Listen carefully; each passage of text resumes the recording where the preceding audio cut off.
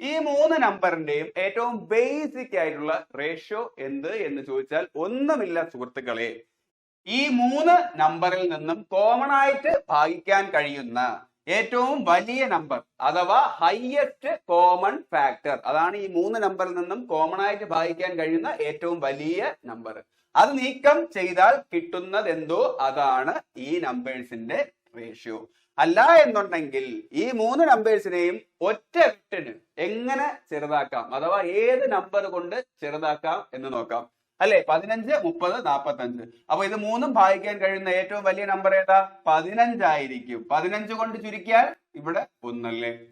ഇവിടെ 30 ആണെങ്കിലോ 15 × 2 ആണ് 30, എങ്കിൽ 45 ആണെന്നുണ്ടെങ്കിൽ 3.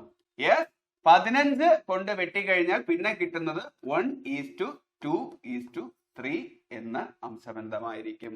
അപ്പൊ 15, 30, 45 എന്നീ സംഖ്യകളുടെ ഏറ്റവും ബേസിക് ആയിട്ടുള്ള റേഷ്യോ ചോദിച്ചു കഴിഞ്ഞാൽ അത് 1:2:3.